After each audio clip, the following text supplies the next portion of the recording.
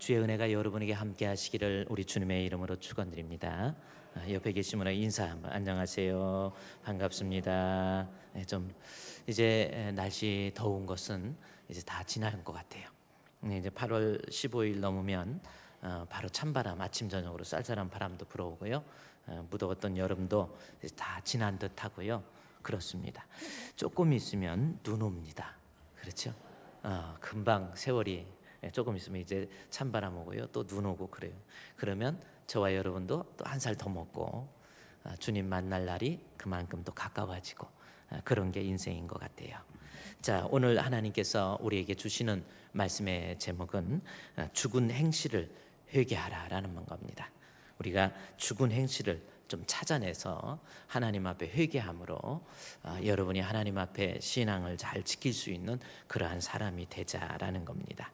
이 말씀의 제목은 오늘 히브리서 6장 1절 말씀에 보면 그대로 기록되어 있어요.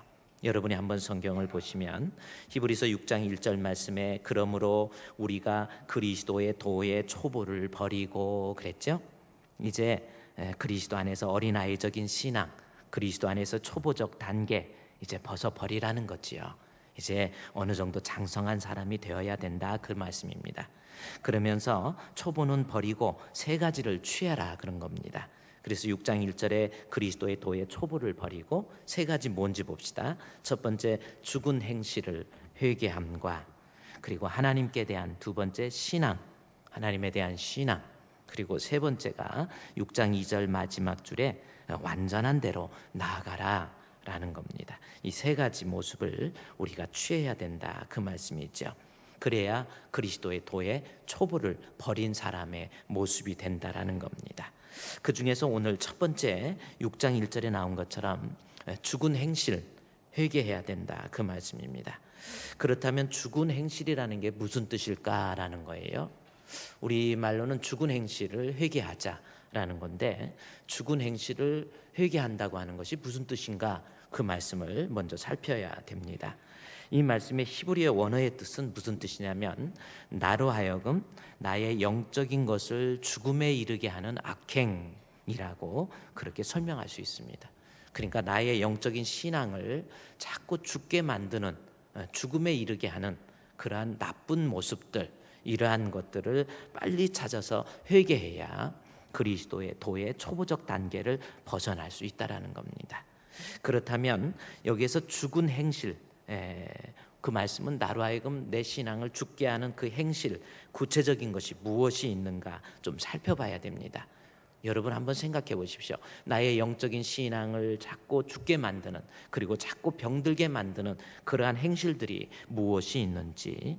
본문 5장 14절에서 13절 14절에서는 의의 말씀을 경험하지 못하고, 그 다음에 14절에 연단을 받지 못한 사람으로서 나타나는 그러한 모습들, 이러한 모습이 나의 영적인 신앙을 죽게 만드는데, 구체적인 게 뭐가 있는지 한번 봅시다. 히브리서 12장에 이제 넘어가야 됩니다. 나의 영적인 신앙을 죽게 만드는 거 어떤 것이 있는지, 혹시 여러분도 이 말씀 앞에 자기 자신을 좀 살펴보세요. 내가 이런 모습이 있으면 여러분의 영적인 신앙은 점점 죽어갑니다. 바로 히브리서 12장 11절에서는 거기에 연단받은 자라는 말이 나오고요, 그 다음에 의와 평강의 열매, 이런 말씀이 나옵니다. 그러니까 연단받지 못한 성도들에게 나타나는, 결국 내 신앙을 죽게 이르게 하는, 죽음에 이르게 하는 그러한 모습들이 12절부터 나와 있어요. 그러므로 피곤한 손, 이러한 모습을 내가 가지고 있으면 내 신앙이 점점 죽어갑니다. 그러니까 봉사하는 손길이 점점 힘들어지는 거예요. 무엇인가 자꾸 교회에서 일하는 것 점점 싫어하는 겁니다. 성도를 섬기고 교회를 섬기는 일들을 점점 싫어하고 자기가 하던 일 다 내려놓기 시작하면 그 사람의 신앙은 점점 죽어갑니다. 여러분은 어떻습니까? 하나님 앞에요, 남은 여생 주를 위해서 일하다 가세요. 힘들다고, 바쁘다고, 피곤하다고 자꾸 주의 일을 내려놓으면 여러분의 신앙은 점점 죽어갑니다. 무서운 결과를 낳게 되는 거예요. 두 번째로는 또 12절에 연약한 무릎입니다. 연약한 무릎은 기도의 무릎을 이야기하는 거예요. 그런데 점점 기도에서 멀어지는 거예요. 바빠서, 피곤해서, 힘들어서, 아니면 어려운 일이 없기 때문에, 하여튼 이유에 어쨌든지 간에 기도에서 점점 멀어지면 그 사람은 신앙이 점점 죽어간다라는 겁니다. 오늘 이 세 번째 13절 말씀을 좀, 내 신앙을 죽게 만드는 거의 세 번째는 바로 13절입니다. 너희 발을 위하여 곧은 길을 만들어 저는 다리로 하여금 어그러지지 않고 라는 말씀이 나옵니다. 여기서 발이라고 하는 것은 내 신앙이에요. 내 신앙이 저는 다리가 되는 겁니다. 자꾸 절뚝거리는 거예요. 이 말씀은 내 신앙이 자꾸 흔들리는 거예요. 내 믿음이 자꾸 흔들리는 거예요. 어떻게 보면 저 사람 믿음이 있는 것 같기도 하고, 어떻게 보면 저 사람은 믿음 없는 것 같기도 하고, 뭐 이러는 거예요. 그리고 아무것도 아닌 거 가지고 오해하고, 자꾸 마음 아픈 것, 이런 거 힘들다 저런 거 힘들다 해가지고 내가 교회를 다닐까 말까, 믿음 생활을 할까 말까, 신앙의 감격도 뜨거움도 없이 믿음이 비틀비틀하는 겁니다. 그게 바로 13절의 저는 다리. 그러한 사람 결국은 나중에 그 발이 어그러지지 않고 고침을 받으라고 그랬죠. 결국은 내 발을 삐끗하는 것처럼 신앙 안에서 실족해버려요. 그러니 여러분, 오늘 이 본문을 통해서 우리에게 주시는 말씀은 나의 신앙을 죽게 만드는 것, 내 믿음이 자꾸 흔들리고 실족하는 사람, 어떤 뭐 성품적으로 그런 사람도 있지만 믿음 생활 하다 보면 별일 다 있거든요. 그런 것 때문에 자꾸 실족하는 사람, 여러분 어때요? 자꾸 믿음이 자꾸 흔들리고, 어떤 때는 좋았다가 어떤 때는 또 약해지고, 뭐 이런 거예요. 또 사람과의 관계 속에서 막 마음 아파하고 괴로워하고, 뭐 이런 모습, 신앙이 비틀비틀하는 거예요. 그러한 모습을 가지고 있으면 그 사람의 신앙은 점점 병들어 가서 결국은 나중에 신앙 다 잃어버립니다. 그래서 오늘은 그렇다면 내가 이러한 환경 속에서 내 믿음이 실족하지 않고 흔들리지 않고 무슨 일이 있어도 하나님 앞에 믿음을 잘 지키기 위한 방법이 무엇이 있을까라는 겁니다. 그 말씀을 오늘 말씀을 통해서 살펴보고자 합니다. 바로 한 장을 넘기면 베드로 후서가 있습니다. 히브리서, 야고보서 다음에 베드로 전서가 있고 후서가 있어요. 베드로 후서 1장을 보십시오. 자, 내가 믿음이 자꾸 실족하면, 자꾸 흔들리면 그 사람은 언젠가는 자기 신앙이 다 죽어버린다 그랬어요. 따라서 믿음이 실족하지 말아야 되는데, 실족하지 않는 믿음을 위해서는 어떻게 해야 되는 건지 베드로 후서에 기록되어 있습니다. 1장 10절 말씀에 보면 그러므로 형제들아 그랬죠. 그러니까 흩어져 있는 기독교인들이 여러 가지 신앙생활하면서 핍박을 당하고 어려운 일을 당하고 미혹을 당하고 환난이 있고 또 괴로운 일이 있고, 이럴 때 자꾸 믿음이 흔들리니까 그때 베드로 사도가 그들을 향해서 쓴 편지가 베드로 전서, 베드로 후서입니다. 1장 10절 말씀에 그러므로 형제들아 더욱 힘써 너희의 부르심과 택하심을 굳게 하라. 너희가 이것을 행한즉 언제든지 실족하지 아니하리라 그랬어요. 언제든지 믿음 실족하지 않을 수 있는 그러한 사람이 된다라는 거죠. 여기서 특별히 언제든지라는 말을 통해서 한번 여러분 믿음 생활 하다 보면요, 별일 다 생겨요. 별 희한한 일이 다 생깁니다. 내가 믿음 생활 잘 하다가 갑자기 괴로운 일이 생기고요, 뭐 나를 힘들게 하는 일들이 여기저기에서 막 생기게 돼 있어요. 차라리 교회 안 다니고 신앙생활 안 하면은 당하지 않아도 될 일들이 내게 닥치기 시작하고, 그것으로 인해서 괴로워하고, 그래서 옛날에 그 뜨거운 신앙 다 잃어버리고 믿음 안에서 실족하는 사람, 참 어리석은 사람이죠. 그렇게 그런 사람이 실족하지 않기 위해서는 본문에 언제 어떤 환경에서도 10절에 베드로후서 1장 10절에 실족하지 아니하리라. 그럼 어떻게 하면 실족하지 않아요? 1장 10절 전반부에 보십시오. 그러므로 형제들아 더욱 힘쓰면 됩니다. 그럼 무엇에 힘써야 될 것인가 하고 봤더니 베드로후서 1장 8절에 이런 것이 너희에게 있어 흡족한즉 너희로 우리 주 예수 그리스도를 알기에 게으르지 말라라는 거지.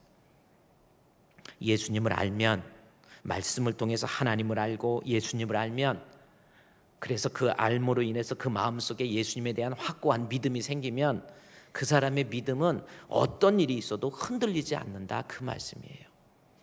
말씀 듣는데 소홀하고 말씀을 통해서 예수를 알지 못하고 하나님을 알지 못하니까 그 사람의 믿음이 자꾸 흔들리는 거예요. 말씀에 대한 무지 때문에 그렇습니다.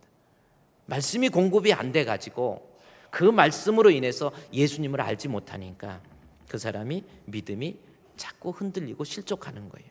저 사람이 나를 괴롭혀서, 저 사람이 나를 힘들게 해서, 또 세상이 너무 힘들어서 내가 믿음을 실족하는 게 아니라 내 마음속에 우리 예수님에 대한 알미 없어요. 예수님에 대한 지식이 없는 겁니다.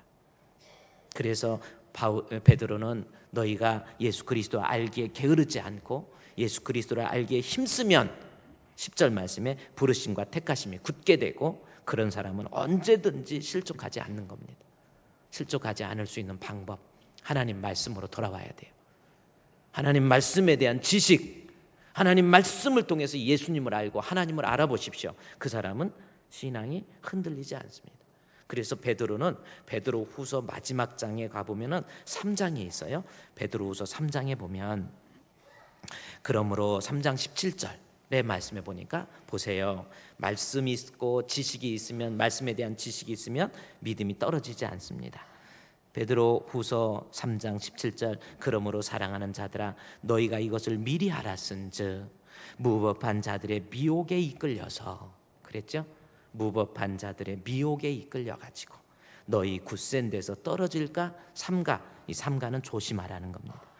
그러니까 미혹에 이끌려가지고 우리의 굳센 믿음이 떨어지지 않도록, 실족하지 않도록 조심하라는 겁니다.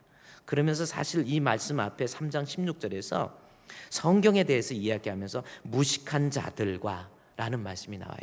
하나님의 말씀에 대해서 무식하고, 말씀이요, 하나님 말씀에 대해서 잘 알지 못하고 그러다 보니까 하나님을 모르니까 3장 17절에 미혹에 이끌려가지고 믿음이 자꾸 흔들리는 거예요. 그래서 조심하라 그러면서 3장 17절에 굳센 데서 떨어질까 삼가하라, 즉 조심하라 그러면서 신앙 지키고 흔들리지 않기 위해서는 18절에 뭐라고 그랬습니까? 오직 우리 주 곧 구주 예수 그리스도의 은혜와 그를 아는 뭐에서? 지식에서, 말씀의 지식에서 자라가라는 거죠. 하나님 말씀이에요. 여러분, 나를 죽음에 이르게 하는 악한 행실 중에 하나가 내 믿음이 흔들리는 겁니다. 믿음이 자꾸 흔들리고 실족하는 이유, 하나님 말씀이 공급이 안 된 거예요. 말씀을 통해서 하나님을 모르고 예수님을 모르는 거예요. 우리 예수님을 알고 하나님을 알면 그 사람은 절대로 믿음 흔들리지 않는다라고 하는 것이 오늘 본문 베드로의 의견입니다. 그러면 베드로후서 다시 1장으로 가보십시오. 그러면 왜 내가 예수님을 알기에 게으르지 않고 하나님을 알고 예수님을 알면 내 믿음이 흔들리지 않고 실족하지 않는가라는 거죠. 그 이유가 있습니다. 자, 베드로후서 1장 10절에서는 그러므로 형제들아 더욱 힘써서 너희 부르심과 택하심을 굳게 하라. 너희가 이것을 행한즉 언제든지 실족 안 한다 그랬죠.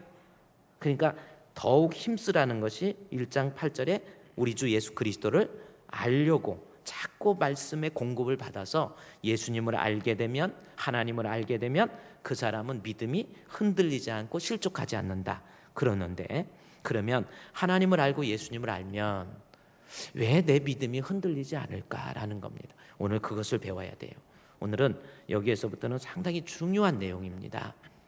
목사님이 설교에 있어서 윤리적이고 도덕적인 또 성경적인 신앙적 삶을 이야기하는 것도 중요하지만 구속사적인 내용, 예수를 믿고 예수님을 알게 되면 내가 어떻게 되는지, 이런 것들을 말씀을 통해서 내가 정확히 알아간다는 것 참 중요한 거거든요. 자, 그런데 내가 예수님을 알면, 성경을 통해서 예수님을 알면 그 사람은 절대로 실족하지 않는다. 다시 말해서 믿음이 없으니까 실족한다 그 말씀이거든요.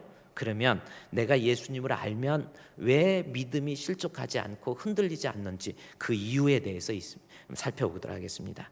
지난주에 1장 2절 말씀에 보면은 내가 저와 여러분이 예수님을 알게 되면 1장 2절에 하나님과 우리 주 예수를 뭐함으로? 알므로, 그렇죠? 하나님과 우리 주 예수 그리스도를 알게 되면 흔들리지 않는 믿음이 되는데, 그 이유는 하나님과 예수 그리스도를 알면 첫째 뭐가 있어요? 은혜가 있고, 두 번째 평강이 있고. 지난주에는 은혜와 평강에 대해서 배운 겁니다. 예수 믿음으로, 예수를 알므로 내 안에 은혜가 있고 평강이 있으면 그 사람은 웬만해서 믿으면 안 흔들리는 거예요. 그런데 오늘은 또 두 가지, 내가 예수님을 알고 예수님을 믿으면 나에게 어떠한 일들이 또 생기는지 1장 3절 말씀, 참 중요한 내용입니다. 자, 여러분, 예수님을 알면, 다시 말해서 예수님을 믿으면, 안다라고 하는 것은 믿는다하고 같은 뜻이거든요. 그러면 내가 예수님을 알면, 예수님을 믿으면 나에게 어떠한 일들이 생기는지, 지난주에는 은혜와 평강이 생긴다고 그랬는데 오늘은 1장 3절 보십시오. 한번 볼까요? 뭐예요? 그의 신기한 뭐로? 능력으로. 신기한 일이 생기는 거예요. 신기한 일들이 우리 가운데 두 가지가 생겨요.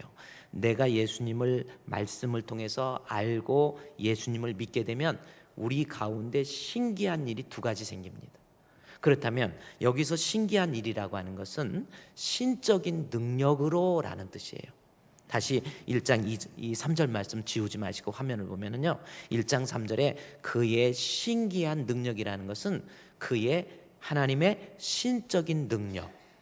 다시 말해서 우리 인간의 과학이나 우리 인간의 힘으로 생기는 것이 아니고, 내가 예수님을 알게 되면, 여러분이 예수님을 알고 믿게 되면 하나님의 신적인 능력으로 아주 신기한 것이 생깁니다.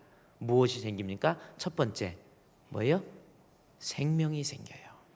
두 번째 경건이 생깁니다. 이 두 가지가 생겨요.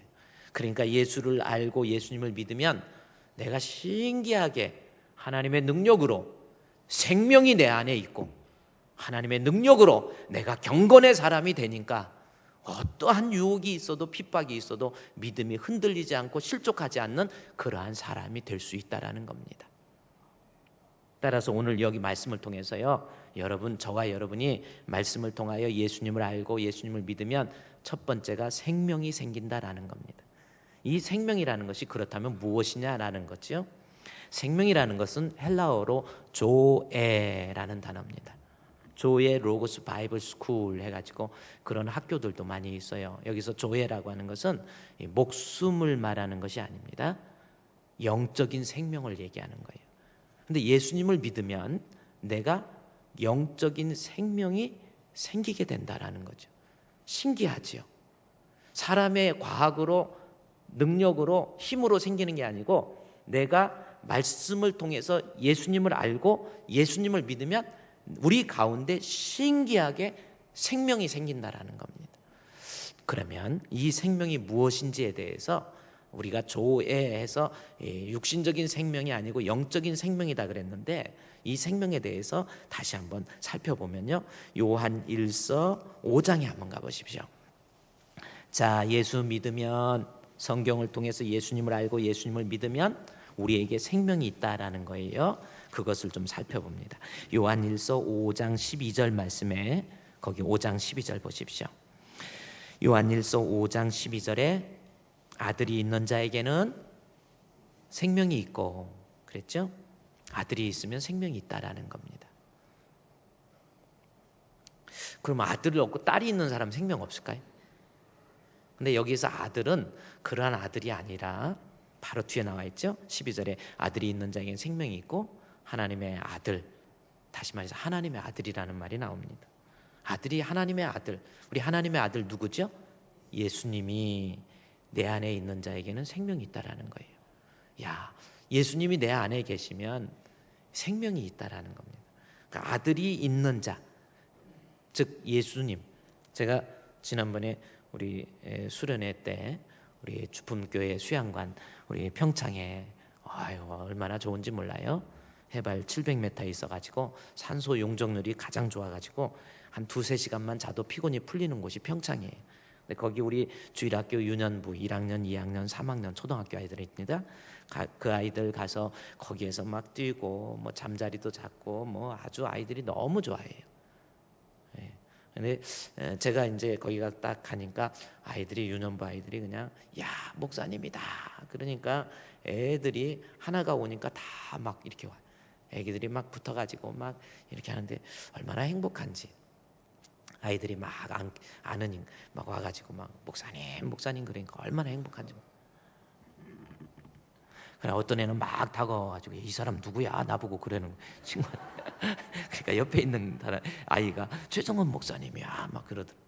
그래 하여튼 몰라 나는 해가지고 이러면 그 아이들이 이렇게 오는데 아이들이 너무 귀여워가지고 아이들 다 품에 안고 기도를 했어요.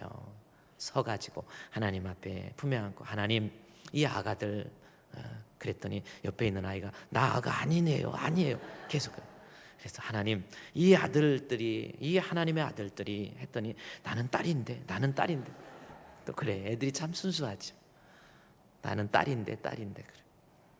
하나님의 아들이면 내가 나중에 그랬어요. 하나님의 아들이라는 것은 너희들도 다 하나님의 아들 딸 그렇게 해서 아들이라는 말 속에 딸도 들어있는 거야 그랬더니 아 그렇더라고. 근데 여기 5장 12절 말씀에 보니까 하나님의 아들이 있는 자 즉 예수님이에요. 예수님이 내 안에 있으면 생명이 있어요 여러분. 그게 신기하게 생기는 겁니다. 자 여기에서부터 이제 여러분 성경에 나와 아들이 예수님 하나님의 아들 예수님이 내 안에 있으면 생명이 있다 그랬는데 그러면 여기에서 한번 생각해 보십시오. 어떻게 하면 제가 여러분께 종종 말하는 게 있습니다. 어떻게 하면 우리 예수님이 내 안에 계실 수 있을까라는 겁니다. 여기 본문에 아들이 내 안에 있는 자거든요. 아들이 내 안에 있는 나의 마음속에 아들 하나님의 아들 예수님이 계시면 그 사람은 생명이 있다라는 거죠. 그러면 여러분 어떻게 하면 우리 예수님이 내 안에 계시느냐 그겁니다. 어떻게 하면 예수님이 내 안에 계시죠? 자, 또 어떻게 하면 예수님이 내 안에 계실까 한번 생각해 보세요. 그냥 신앙을 추상적으로 주 안에 있다는 말을 자주 하잖아요. 주 안에 예수님 내가 어떻게 예수님 안에 있다는 거죠. 예수님이 또 어떻게 내 안에 있느냐. 주안 목사님 주안 하면은 저는 생각나는 거 다른 거 모르고 인천의 주안이 생각납니다. 주안역이 있잖아요. 근데 그거 말고 어떻게 하면 제가 여러분께 묻습니다. 예수님이 어떻게 하면 내 안에 계실 수 있을까요? 자, 아무리 급해도 찾아가야 됩니다.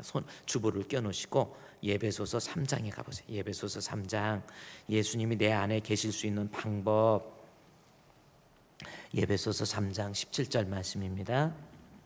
자, 여러분이 예수님이 안에 안 계시니까 생명이 없는 거예요. 자, 그러면 예수님은 어떻게 우리 마음속에 계시는지 3장 17절 말씀에 보면 우리 한번 중요하니까 같이 시작. 믿음으로 말미암아 그리스도께서 너희 마음에 계시게 하시오. 아멘. 됐어요. 거기까지. 자, 믿음으로 예수님 어떻게 내 안에 계세요? 믿음으로 말미암아 다시 말해서 내가 하나님 앞에 예수님에 대한 믿음이 있으면 그 예수님은 내 안에 계십니다. 내 안에 계세요. 내가 예수님을 믿으면 예수님이 내 안에 계세요. 그러니 예수님이 내 안에 계시니까 내가 세상에 살면서 어떤 시험이 와도 어떤 유혹이 와도 누가 뭐라고 해도 아무리 믿음 생활하면서 힘든 일이 생겨도 예수님 내가 믿는 믿음이 있으면 예수님이 내 안에 계시니까 내 생각대로 내 뜻대로 내 혈기대로 내가 행하지 않기 때문에 어떠한 시험이 와도 예수님이 내 안에 계시면 믿음이 있으면 이길 수 있는 거예요. 우리 찬송가에도 예수가 함께 계시니 시험이 오나 겁없네 기쁨의 근원 되시는 예수를 위해 삽시다. 날마다 주를 섬기며 언제나 주를 기리고 그 사랑 안에 살면서 어떻게? 딴 길로 새지 맙시다.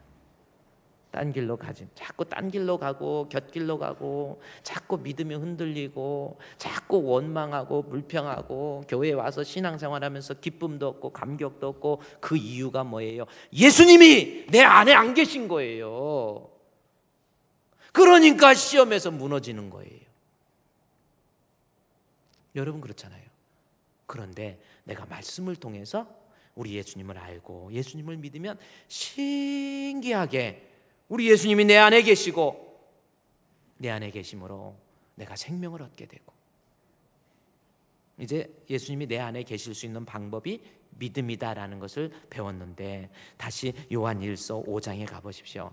요한일서 5장 12절 말씀에, 5장 12절 성경 보세요. 이미 다 덮어버렸어요? 그리고 안 피고 덮어놓고 믿을 거예요? 자, 5장 12절 말씀에 아들이 있는, 여기서 아들이 있는 자는 뭐가 생명이 있다라는 겁니다. 그러면 여기서 생명은 뭔가 하고 봤더니 5장 11절 말씀에 보면, 자, 예수를 믿으면 예수님이 내 안에 계시고 그 예수님을 믿으면 내가 생명이 있다 그랬는데, 생명이 뭔지 봅시다. 5장 12절에 또 그 증거는 이것이니 하나님이 우리에게 영생을 주신 것과 그 다음에 이 생명이 그의 아들 안에 있는 그것이다 라고 나오죠. 내가 예수님을 믿으면 신기하게 생명이 있어요. 그 생명이 뭔가 봤더니 이 생명이 그의 아들 안에 있는 것인데, 여기서 생명을 뭘로 바꿨어요?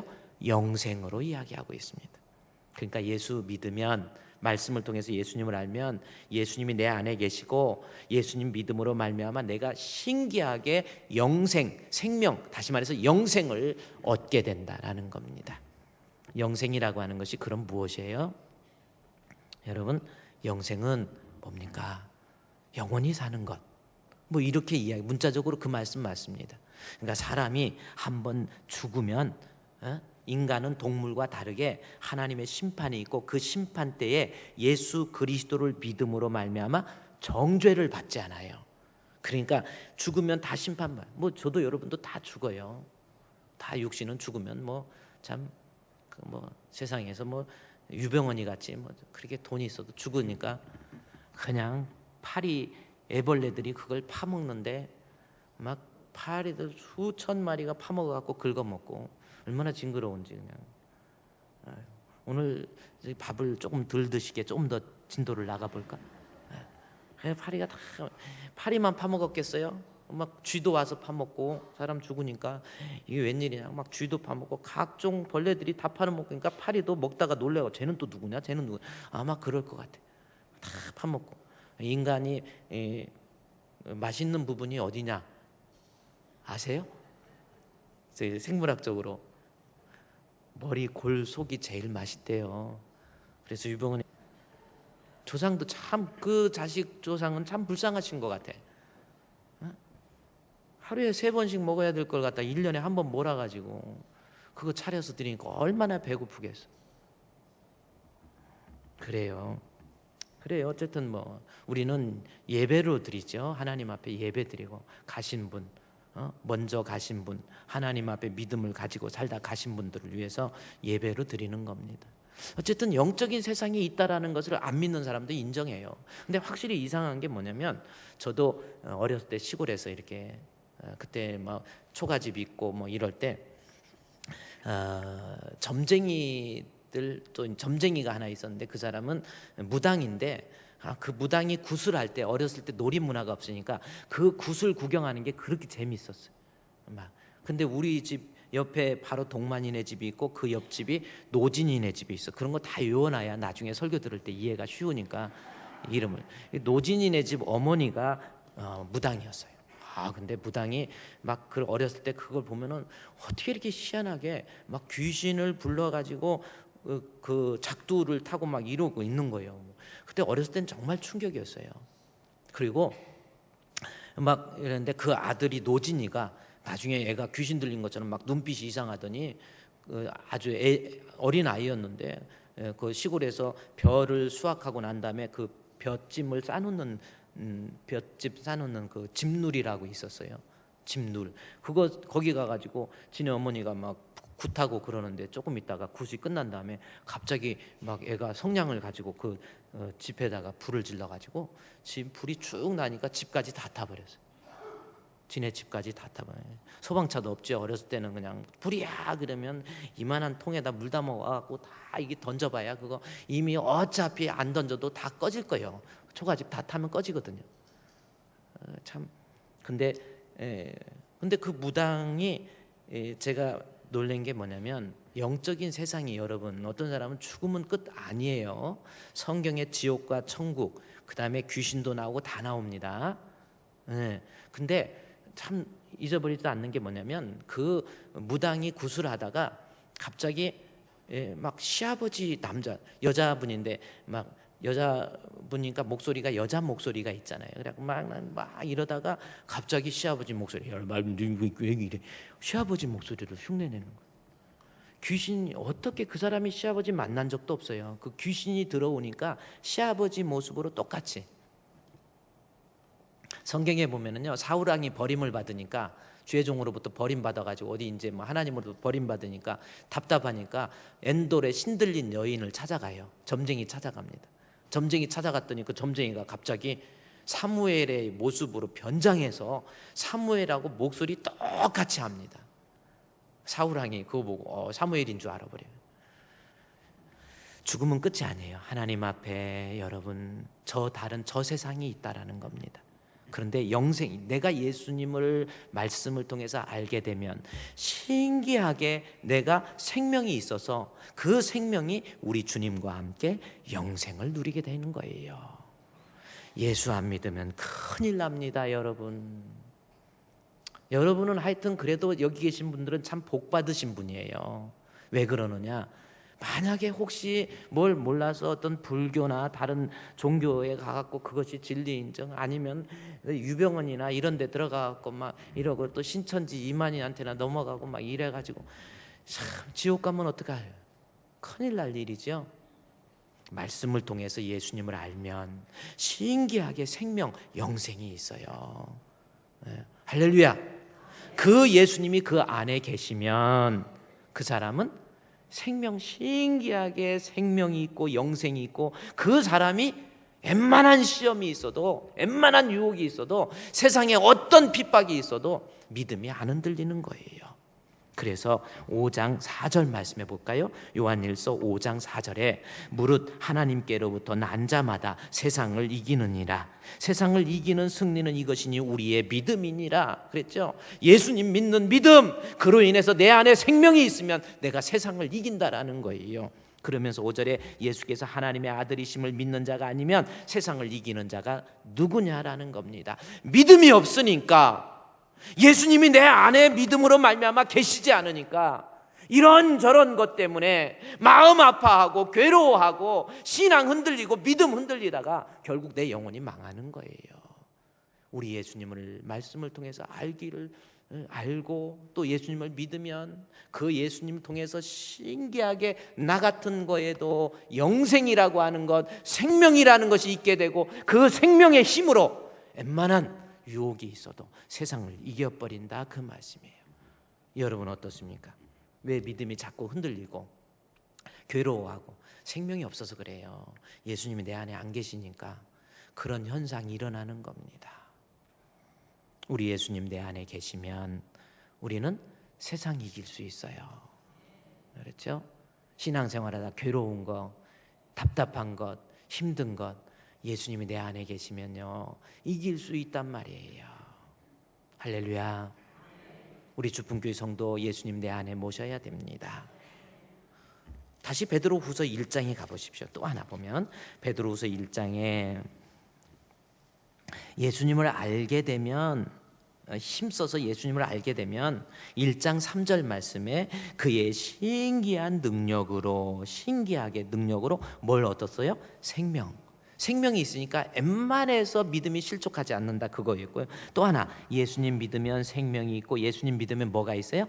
경건에 속한 모든 것을 우리에게 주셨으니 이는 자기의 영광과 덕으로서 우리를 부르신 이를 알므로 말미암았다라는 거예요. 예수님 알면 이제 내가 경건의 사람이 됩니다.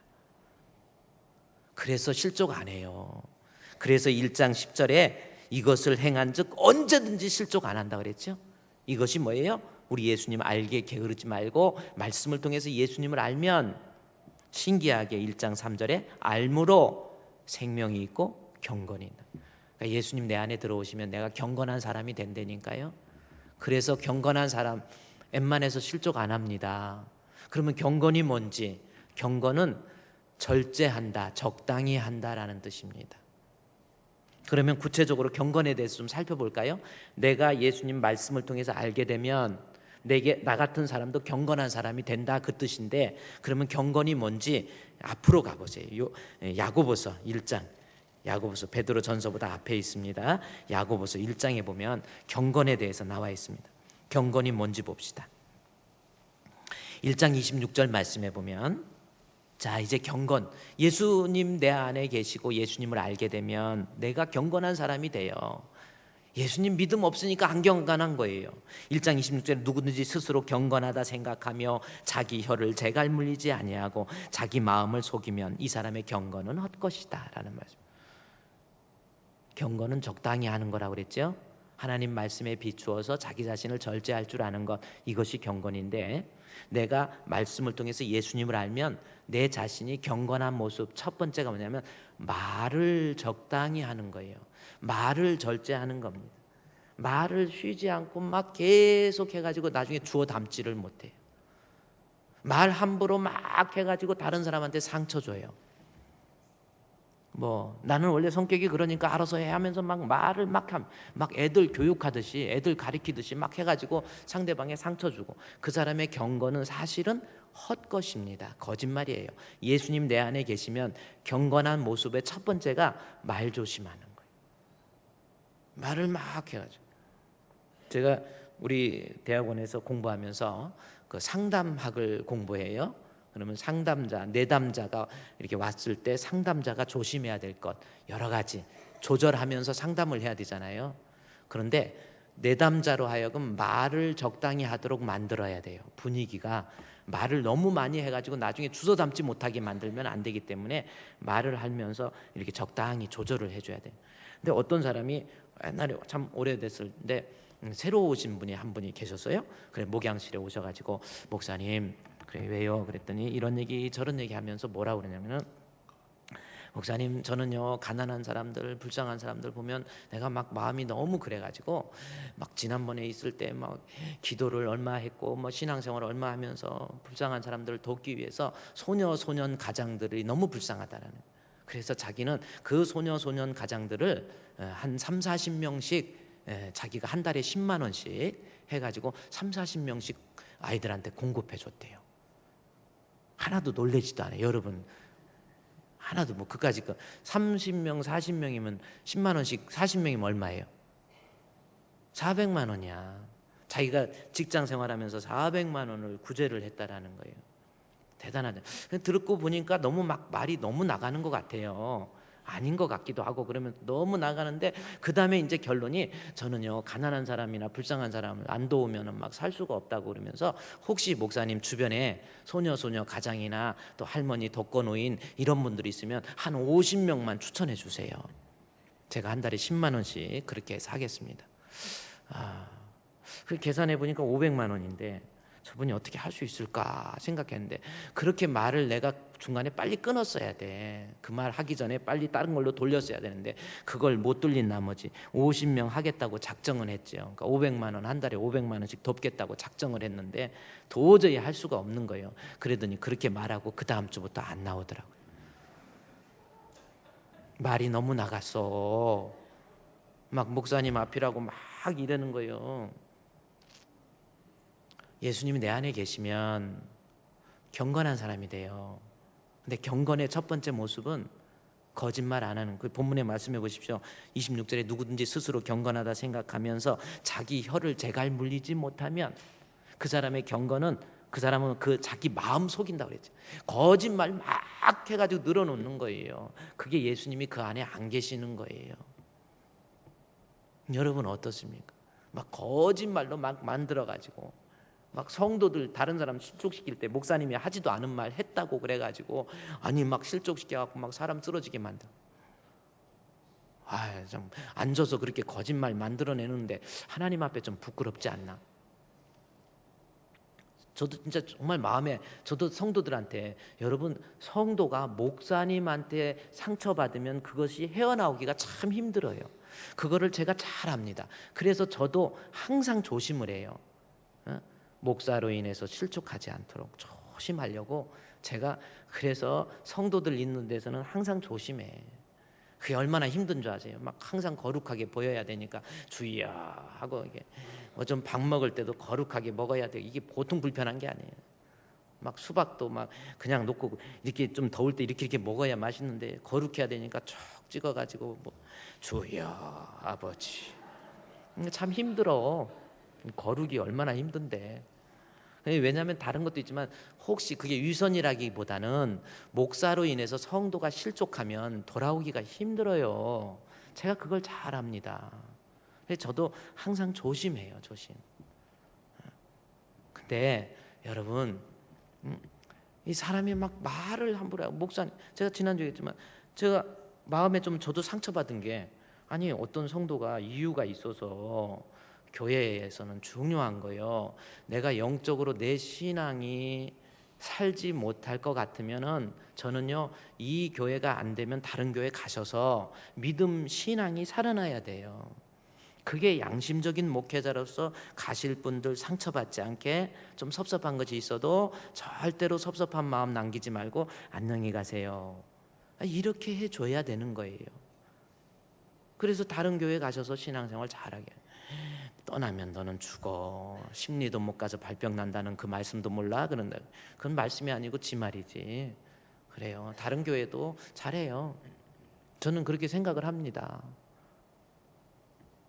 근데 제가 상처받았던 게 뭐냐면, 어떤 분이, 그분이 답답해갖고 저한테 연락을 해서 알았는데, 뭐냐면 지난번에도 얘기했지만 목사님이 떠난 사람을 교회 들어올 때는 하얀 옷을 입고 나갔는데 우리 교회 떠나면서 까만 옷 상복 입고 나갔다고 그랬대.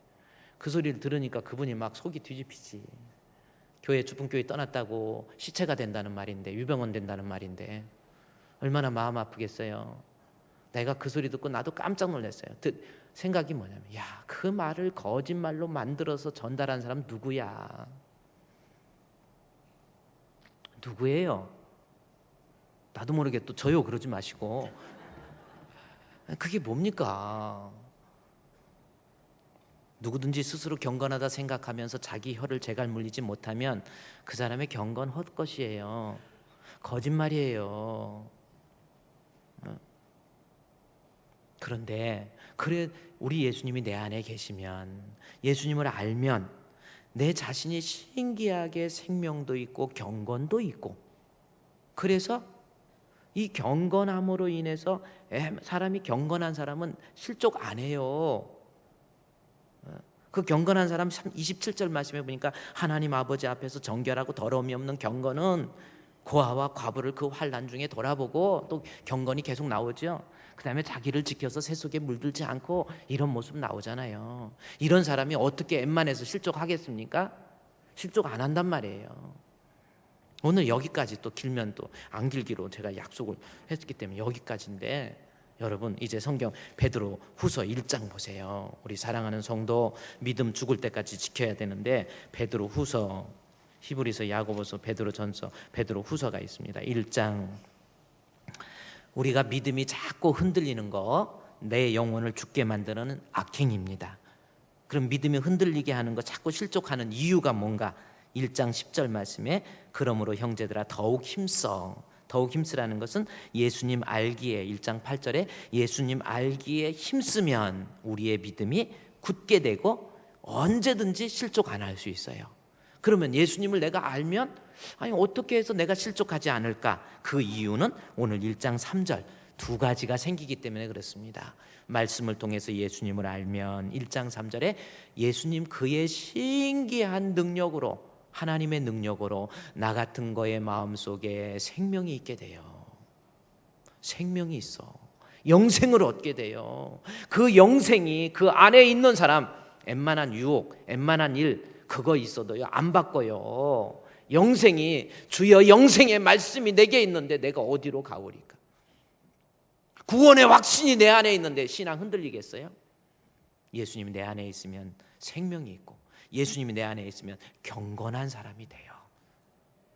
이 사람이 경건해서 웬만한 유혹에도 실족하지 않습니다.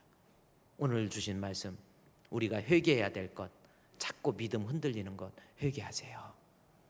굳건한 믿음 가집시다. 방법은 말씀이에요. 예수님 알아가세요. 우리 찬송가에도 예수도 알기 원함은 크고도 넓은 은혜와 대속해 주신 사랑을 간절히 알기 원하네. 내 평생의 소원, 내 평생의 소원, 대속해 주신 사랑을 간절히 알기 원하네. 예수님 알면 여러분 생명도 있고 경건도 있어요. 2절 한번 기왕 띄웠으니까 2절 한번 볼까요? 성령이, 한번 같이 시작. 성령이 스승되셔서 진리를 가르치시고 거룩한 뜻을 깨달아 예수를 알게 하소서. 내 평생의 소원, 내 평생의 소원, 대속해 주신 사랑을 간절히 알기 원하네.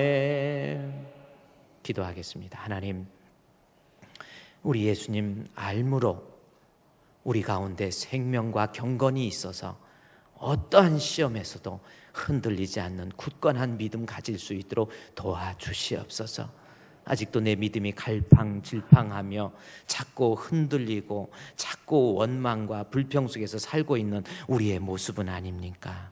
주여, 말씀을 통해서 예수님 발견하기 원합니다. 말씀을 통해서 우리의 신앙이 뜨거워질 수 있도록 도와주시옵소서. 예수님의 이름으로 기도드리옵나이다. 아멘.